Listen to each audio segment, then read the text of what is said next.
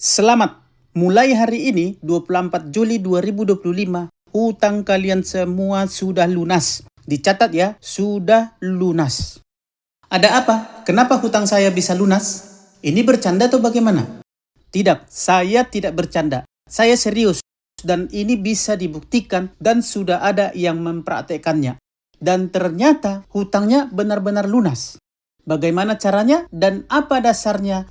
Simak terus video ini dari awal sampai selesai. Karena setelah menyimak video ini, maka hutang Anda pasti bisa lunas secara otomatis tanpa bayar sepeser pun, tanpa pakai jasa-jasa ini itu, apalagi joki-joki pinjol, dan juga jasa-jasa hapus data, jasa backup debt collector, jasa lawer-laweran, dan jasa-jasa penipuan lainnya. Itu tidak perlu pakai ini itu segala macam, dan tanpa ribet. Tapi sebelum kita lanjut ke pembahasan kita tentang bagaimana cara mendapatkan pelunasan hutang atau cara melunaskan hutang secara otomatis tanpa bayar, bahkan tanpa mengeluarkan sepeser pun, bahkan tanpa pakai jasa ini itu segala macam. Baik, begini teman-teman. Pernahkah kalian menerima penagihan yang bernada pengancaman, makian, dan penghinaan dengan menyebut nama-nama di kebun binatang? Jika kalian pernah mendapatkan penagihan seperti itu lewat WA, lewat SMS, lewat email, atau bahkan di telepon langsung, maka berarti saya katakan saat ini juga 100% hutang kalian sudah lunas dengan sendirinya. Lunas secara otomatis. Nggak usah kalian bayar lagi. Loh, kok bisa begitu? Apa hubungannya teror, ancaman, makian yang dilakukan lewat penagihan dengan hutang kita?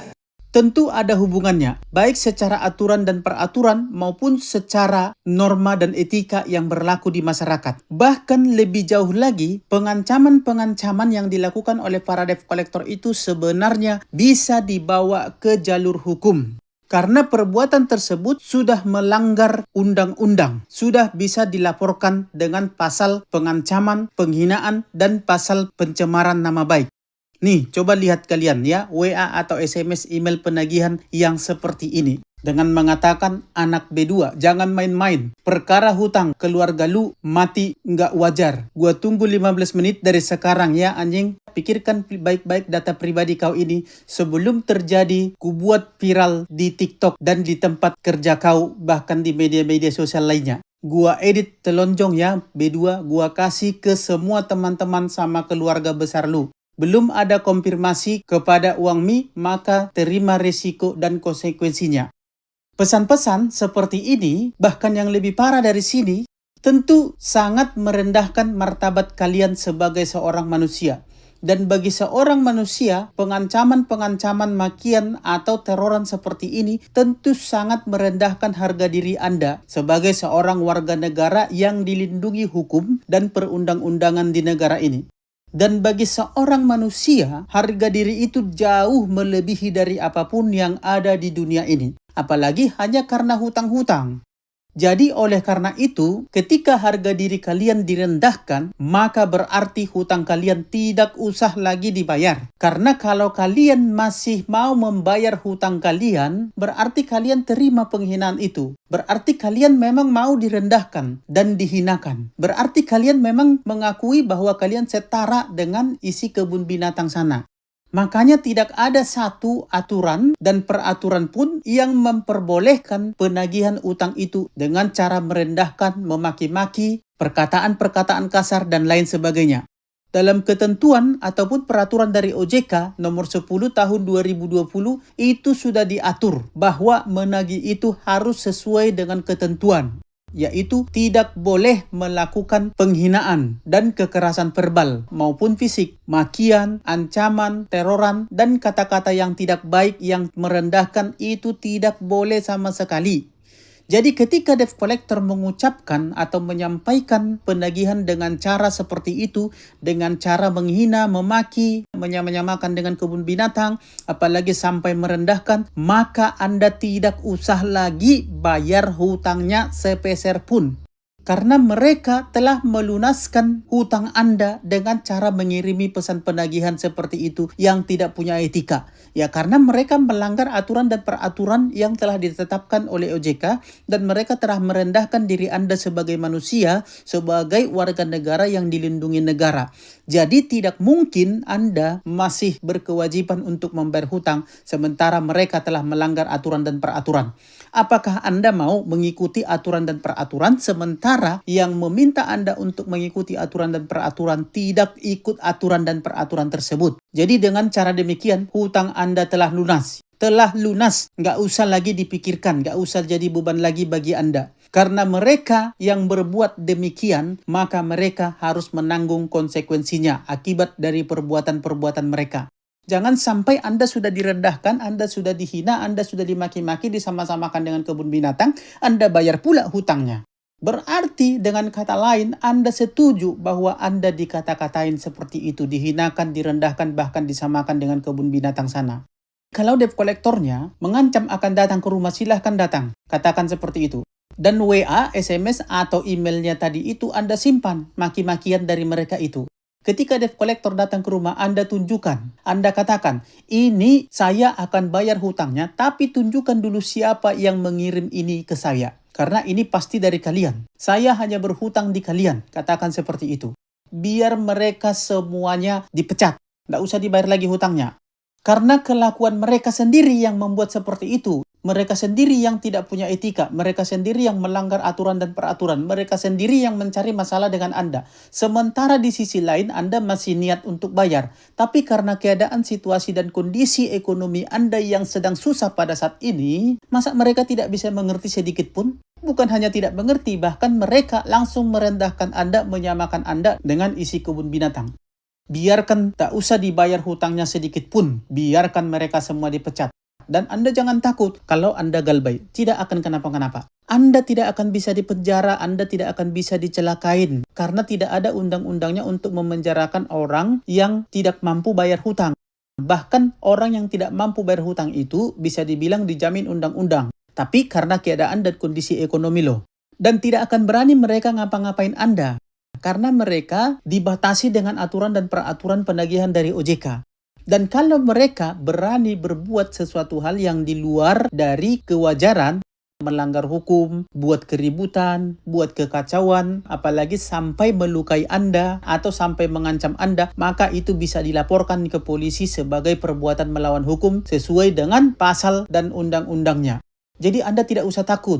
Justru dengan galbailah Anda bisa keluar dari permasalahan-permasalahan yang menjerat Anda. Kalau Anda tidak galbai, maka dikhawatirkan, dan ini sudah sangat-sangat banyak korbannya, maka Anda akan jadi nasabah yang semakin terbenam, yang semakin berat bebannya, yang semakin hutang kemana-mana banyak. Selain Anda hutang ke sana-sini, aset Anda terjual habis bayar-bayar hutang, pasti Anda akan minjam lagi ke pinjol-pinjol lain yang ujung-ujungnya nanti Anda akan semakin banyak masalah. Karena utang Anda akan banyak ke teman, aset Anda terjual, dan debt collector dari banyak pinjol akan mengejar-ngejar Anda. Jadi begitu ya teman-teman. Jadi kalau sudah mendapatkan pengancaman yang seperti itu, Anda jangan mau lagi membayar hutang. Karena hutang piutang itu tidak bisa dipaksakan, apalagi kalau mereka sudah melakukan perbuatan yang benar-benar merendahkan Anda, yang benar-benar menyamakan Anda dengan kebun binatang, yang benar-benar menghina Anda. Karena di awal pun mereka sebenarnya tidak sesuai dengan perjanjian yang mereka buat. Kalau kita lihat penawaran-penawaran mereka di media-media sosial, iklan-iklan mereka, itu kelihatan menggiurkan. Katanya pinjaman 2 juta, bunganya hanya sekian. Nah, sementara ketika Anda mengadakan pengajuan, maka pinjaman Anda yang keluar itu bukan 2 juta. Itu hanya sekitar 1.800.000 atau bahkan 1.700.000. Itu belum lagi Anda terima duitnya, itu sudah dipotong. Artinya mereka sudah untung. Artinya mereka sudah bohong. Yang kedua, bunga mereka itu telah ditetapkan oleh OJK tidak lebih dari 0,3% per harinya. Tapi pada kenyataannya bunga mereka itu per bulannya itu bisa sampai 100% bahkan lebih. Di situ juga mereka sudah melanggar sebenarnya. Lalu cara-cara penagihan mereka. itu sebenarnya sudah diatur oleh OJK bahwa mereka tidak bisa melakukan kekerasan, tidak bisa melakukan perkataan-perkataan kasar, mengintimidasi, mengancam-ngancam, apalagi kata-kata penghinaan, itu tidak bisa mereka lakukan dalam penagihan. Dan itu juga mereka langgar. Sekarang pertanyaannya, apa yang menjadi dasar mereka untuk menagih Anda lagi ketika mereka langgar semua aturan dan peraturan, bahkan mereka membohongi Anda ketika memberikan pinjaman yang tidak sesuai dengan janji-janji mereka ketika membuat iklan yang begitu menarik untuk menjebak Anda.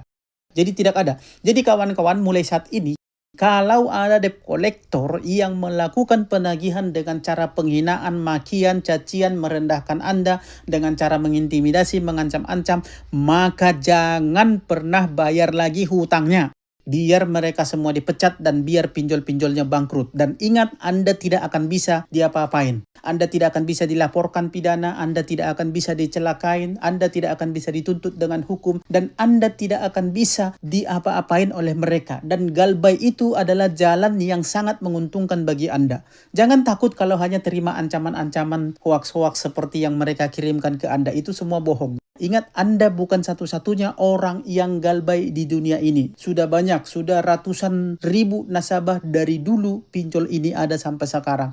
Satu pun dari nasabah itu tidak pernah ada yang bisa kena pidana. Tidak pernah ada yang pernah dicelakain oleh debt kolektornya. Dan kalaupun ada debt kolektor yang main kasar, maka debt kolektornya bisa dimasukkan penjara. Sementara nasabah tidak bisa. Karena memang nasabah posisinya adalah ditagih. Jadi oleh karena itu, jangan takut untuk galbay pada saat ini, apalagi kalau debt kolektornya sudah mengata-ngatain Anda dengan kata-kata atau penagihan yang tidak wajar.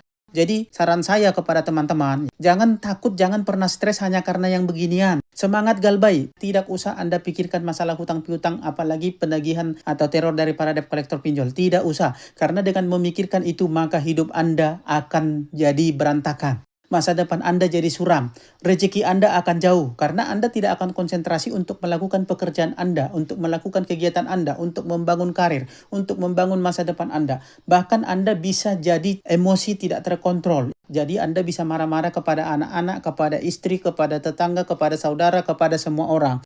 Jadi oleh karena itu, lupakan yang namanya pinjol, lupakan yang namanya hutang, fokus untuk membangun hidup Anda, fokus untuk membangun karir Anda di masa depan. Jadi untuk itu, saya katakan tetap semangat kawan-kawan, jangan pernah takut dengan apapun.